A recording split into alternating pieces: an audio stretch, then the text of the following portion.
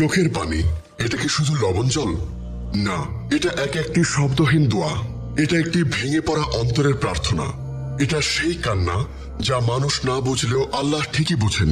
তুমি কি কখনো এমন অনুভব করেছো যখন চুপচাপ বিছানায় শুয়ে থেকে চোখের কোণে জল জমে ওঠে, কাউকে কিছু না বললেও তোমার বুকটা ভারী হয়ে যায়?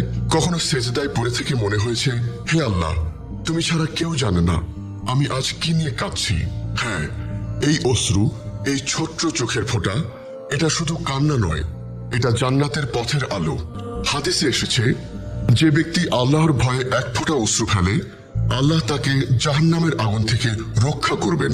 তিরমিজি হাদিস 2416। একটি ফোঁটা, শুধু এইটুকু অশ্রুর জন্য আল্লাহ জান্নাতের দরজা খুলে দেন।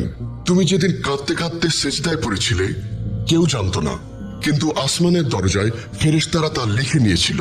আল্লাহ বলেন, তুমি কাঁদলে আমি তোমার কান্না শুনি।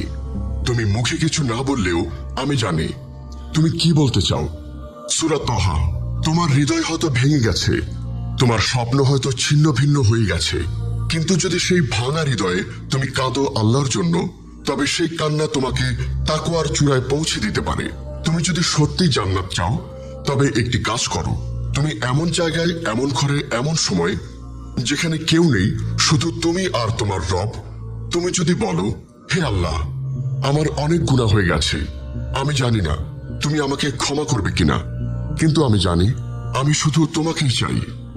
আর তোমার চোখ থেকে যদি দুফোঁটা অশ্রু গড়িয়ে পড়ে, তবে সেই অশ্রুগুলো তোমার জন্য সেদিন সাক্ষী দেবে, যেদিন কেউ কারোর জন্য দাঁড়াবে না। রাসূল সাল্লাল্লাহু আলাইহি ওয়াসাল্লাম বলেছেন, 7 শ্রেণীর মানুষ কিয়ামতের দিন আরশের ছায়া পাবে। তাদের একজন সেই ব্যক্তি যিনি নির্জনে আল্লাহকে স্মরণ করে কেঁদে ফেলে। বুখারী ও মুসলিম। এই নির্জনে কাঁদা, এটা সবার ভাগ্যে হয় না। এটা শুধু তাদের জন্যই যাদের হৃদয়ে আল্লাহর ভয় থাকে। তুমি হয়তো অনেক কষ্টে থেকেছ, অনেক অবহেলায় কেটেছে জীবন। অনেকবার ভেবেছ, আমার কান্নার কি কোনো মূল্য আছে? হ্যাঁ, আছে। তোমার চোখের পানি অনেক মূল্যবান। এটা শুধুই দুঃখের বহিঃপ্রকাশ নয়, এটা ঈমানের প্রমাণ। তুমি যখন তোমার ভুলের জন্য কাঁদো, তুমি যখন হিদায়াতের জন্য কাঁদো, তুমি যখন আল্লাহর কাছে ফিরে যাওয়ার আকাঙ্ক্ষায় কাঁদো, তখন আল্লাহ নিজেই বলেন, হে আমার বান্দা, আমি তো তোমার কান্নার অপেক্ষায় ছিলাম। আজ যদি তুমি রাতের নির্জনে, আলোর নিচে নয়, অন্ধকারে, বিছানার মধ্যে নয়, সেজদায় কাঁদো, তবে মনে রেখো, এই অশ্রু সেদিন তোমার জান্নাতের টিকিট হয়ে উঠবে।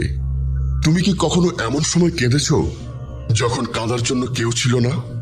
তোমার পাশের মানুষটি ঘুমিয়ে পড়েছিল, বন্ধু ব্যস্ত ছিল, আত্মীয়রা বুঝতে পারেনি, কিন্তু তোমার কান্নার শব্দ শুনেছিলেন একমাত্র একজন, তিনি হচ্ছেন আল্লাহ। তুমি হয়তো সেই কান্না কাউকে দেখাওনি, কিন্তু আসমানের এক কোণে তোমার অশ্রু জমা হচ্ছিল অদৃশ্য এক ভান্ডারে। আর সেদিন যখন এই পৃথিবী ধ্বংস হয়ে যাবে, তোমার সেই চোখের পানি তোমার সাফাই হবে। রাসূল সাল্লাল্লাহু আলাইহি ওয়াসাল্লাম বলেছেন, 2 চোখ কখনো জাহান্নামের আগুন স্পর্শ করবে না। একটি যা রাতে আল্লাহর ভয় কেঁদেছে, আরেকটি যা আল্লাহর পথে পাহারা দিয়েছে। তিরমিজি হাদিস 1639। এই হাদিসটি আমাদের শেখায়, তুমি যদি কাঁদো শুধুমাত্র আল্লাহর জন্য, তবে সেই কান্না তোমার গুনাহকে ধুয়ে মুছে ফেলে। যেমন নদীর স্রোতে ভেসে যায় মাটির দাগ, তেমনি চোখের পানিতে ধুয়ে যায় হৃদয়ের কালো দাগ। তুমি যদি আল্লাহর সামনে বসে কাঁদো, তবে সেটা আল্লাহর কাছে অনেক বড় ইবাদত, কারণ কান্না একটা অন্তরের স্বাক্ষর, যেটা মুখ দিয়ে বলা যায় না। ইমাম ইবনুল কাইম রাহিমাহুল্লাহ বলতেন, আল্লাহর সামনে কান্না করাটা এমন এক দোয়া যেটা কোনো শব্দ ছাড়া কবুল হয়। একবার হযরত ওমর রাদিয়াল্লাহু আনহু নামাজে দাঁড়িয়ে কোরআন তেলাওয়াত করেছিলেন। তিনি এমন এক আয়াত পড়লেন, আমি এসব লোকদের কি করে শাস্তি দেব যারা রাতে সিজদায় পড়ে কাঁদে আমার ভয়েতে। সূরা সিজদা। এই আয়াত পড়ে তিনি কাঁদতে কাঁদতে বসে পড়েন। তিনি জানতেন আল্লাহর ভয়ে কান্না মানুষের মর্যাদা বাড়িয়ে দেয়। আরেকটি ঘটনা, একজন সাহাবী নামাজে দাঁড়িয়ে কাঁদছিলেন। একজন তাকে জিজ্ঞেস করলেন, আপনি এত কাঁদেন কেন? তিনি বললেন, আমি জানি না আমার কান্না কবুল হচ্ছে কিনা, কিন্তু যদি হয় তবে এটাই আমার জান্নাতের চাবি। আল্লাহ বলেন, তারা যখন কুরআনের আয়াত শুনে তাদের চোখ বেয়ে অশ্রু ছড়িয়ে পড়ে। সূরা মায়দা আয়াত 83। এই আয়াতটি আমাদের জানায়, আল্লাহর কথা শুনে যে কাঁদে সে আসলে ঈমানের উচ্চতায় পৌঁছে গেছে। তুমি যদি কোরআন পড়ার সময় এক ফোঁটা চোখের জল ফেলতে পারো, তবে সেটাও এক রুহানি অলৌকিকতা। এটা কোনো দুর্বলতা নয়, এটা হলো আত্মার জাগরণ। কখনো কান্না হয় অপমান থেকে, কখনো ব্যর্থতা থেকে, কখনো নিরাশা থেকে। কিন্তু সেই কান্নাগুলো যদি তুমি আল্লাহর জন্য উৎসর্গ করো, তবে সেগুলো কেবল কান্না থাকে না, সেগুলো হয়ে যায় আল্লাহর সাথে সংলাপ। তুমি বলছো না মুখে, কিন্তু হৃদয়ে বলছো, হে রব, তুমি জানো আমি আর পারছি না। আর আল্লাহ তখন বলেন, তোমার কান্না আমি শুনেছি, তুমি ধৈর্য ধরো, আমি তোমাকে উঠিয়ে নেব। চোখের পানির অনেক মূল্য।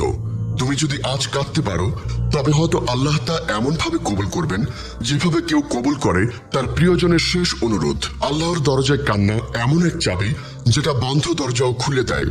যেমন অন্ধকার রাত ফেটে গিয়ে ভোরের আলো আসে, তেমনি কান্নার পর আসে প্রশান্তির সকাল।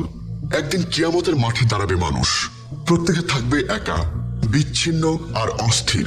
সেখানে কারো রূপ, কারো পদ, কারো দৌলত কিছুই কোনো কাজে আসবে না। কিন্তু তখন কিছু মানুষের চোখে শান্তির ছায়া দেখা দেবে। জিজ্ঞেস করা হবে, তোমরা কারা, এত সচ্ছল কেন এই ভয়াবহ দিনে? তখন তারা বলবে, আমরা সেই লোক যারা দুনিয়ার সবার অজান্তে আল্লাহর ভয়ে কাঁদতাম। আজ সেই চোখের পানি আমাদের জন্য আরশের ছায়া এনেছে।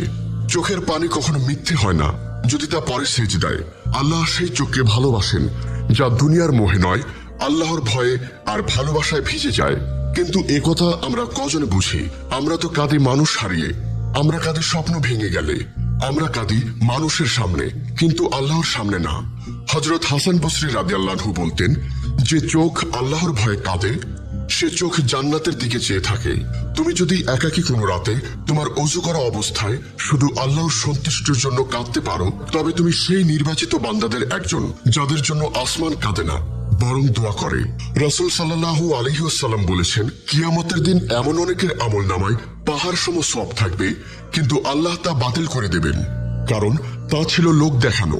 কিন্তু যে একাকী লোকচক্ষুর আড়ালে কেঁদেছিল, তাকে আল্লাহ নিজ হাতে পুরস্কৃত করবেন। সহিহ মুসলিম ব্যাখ্যামূলক হাদিস।